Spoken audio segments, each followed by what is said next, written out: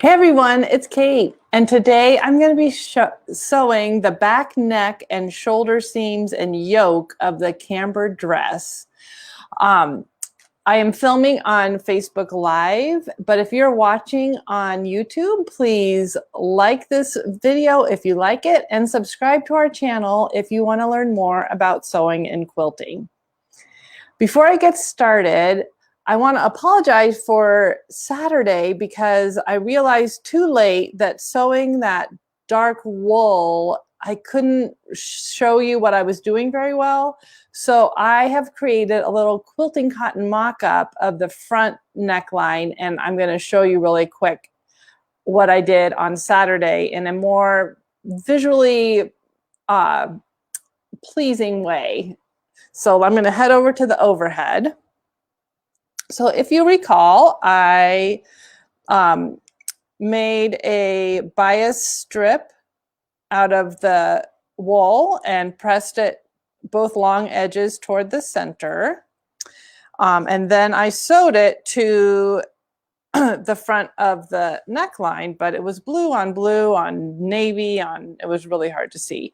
So I've made this fun little pretend front and bias strip so I can show you what really happened.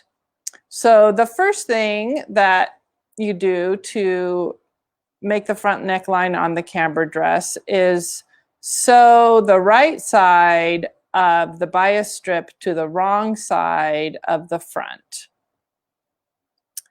And then you trim and grade your seam allowances. And then I ended up understitching the seam allowance to the wrong side of the dress itself. Understitching makes whatever you understitch to the seam allowance kind of pulls over to the wrong side, and that's what I wanted the part of the facing to pull over to the wrong side so I wouldn't see it on the right side. And then you're going to pull the whole facing all the way to the right side. And so this first seam that I sewed is basically along the top edge. And I'm using the ham and just pressing it in place all the way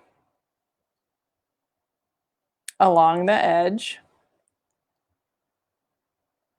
and pinning, and then you just top stitch this neck bias strip to the front. So it looks like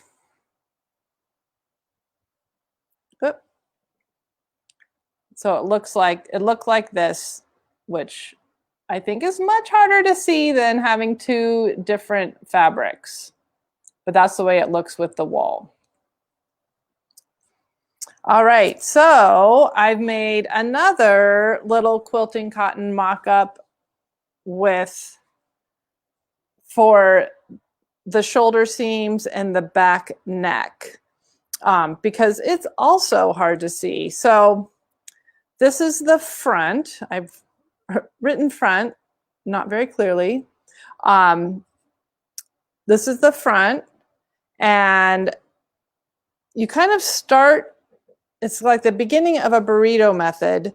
I have one of the yoke pieces right sides together with the front, and then the other yoke piece is right side of the yoke piece to the wrong side of the front. So I've got a triple sandwich here.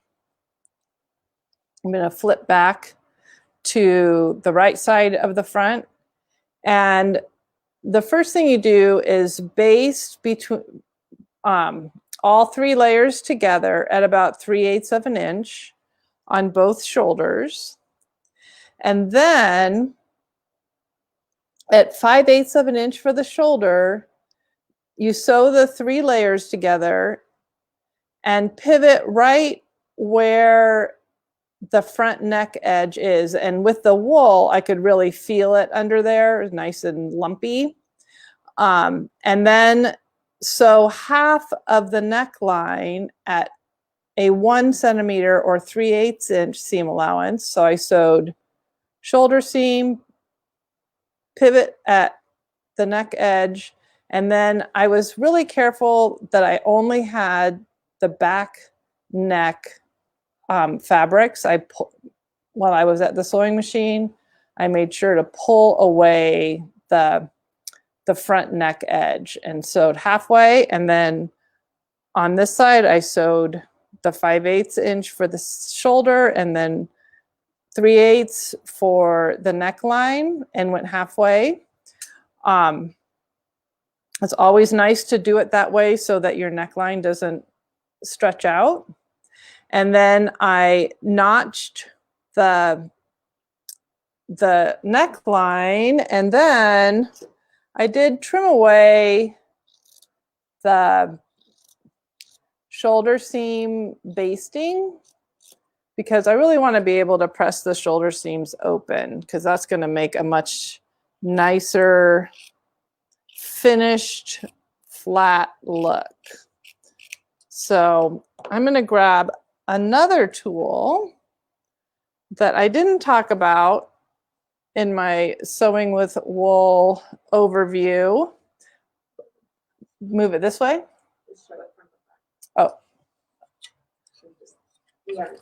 Yeah, so this is a multi-pressing surface. You can press curves and straight and points. I'll probably do a video about this contraption all by itself because it's really, really awesome. And I use it for a lot of things, and we've just got it back in stock. So, so let me show you how I'm going to use it today. So I'm going to flip it so that I have my flat surface. It's called a point presser. I mean, the cool thing about this contraption is you can see that this is about 5/8 of an inch, and you can press your seams open along this wood and you get a really nice crisp edge. Actually, I'm going to go this way. You get a nice crisp edge, but you're not pressing wrinkles in any other part of your project. So, you know, that I love sewing for thousands of reasons because it's just such a fun hobby / art. But I really love it because of all these like little magical things. So one of the magical things is that if you press your seam allowances open, and you'll be able to see in a minute, when you turn your project right side out, it turns right along the seam allowance, right along the crisp edge that you want it to. So you'll see in a minute, but I just love that. I love so much about sewing, but here we go. So I'm gonna press both shoulder seams open, and then because the neckline is a curve, I'm gonna flip over to the curved edge, and so this way I can press the curve open along a curve. So I'm just getting this seam allowance also open, just like I did with the shoulder seams. Go as far as I can. And flip it. And go as far as I can this direction. Let me see, I feel like I've got something funny in there. There we go.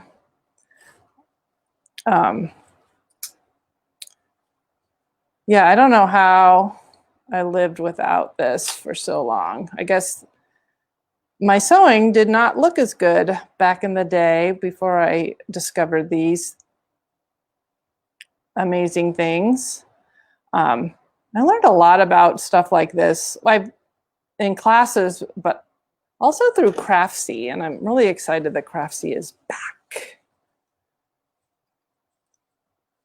So I've pressed everything from the wrong side. I'm going to move this out of the way. And then it's just going to fall in place. And I can press it from the right side. And I have a nice curve for my neckline. So that is how you do the shoulder seams and the back neckline.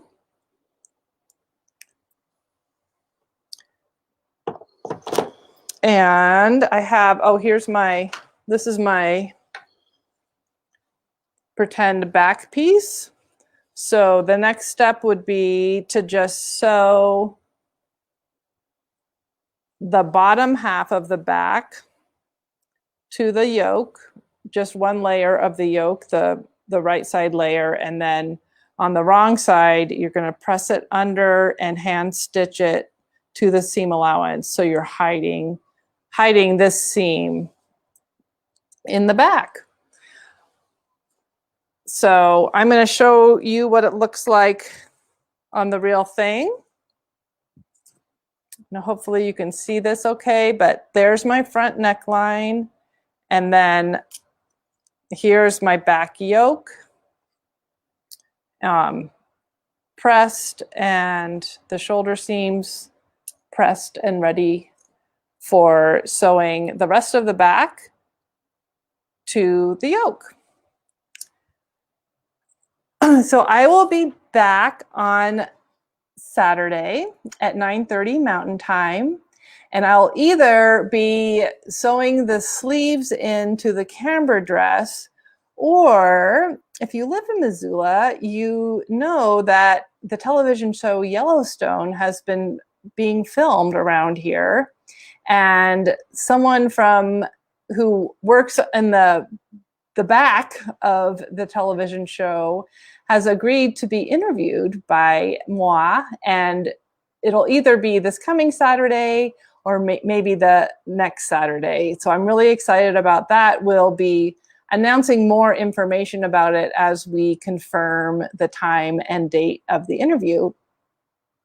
So you may be learning about sleeves, but you may be meeting someone famous on Saturday. So I hope to see you then, and I'll also see you next Wednesday. And so thanks for watching, and that's all for now.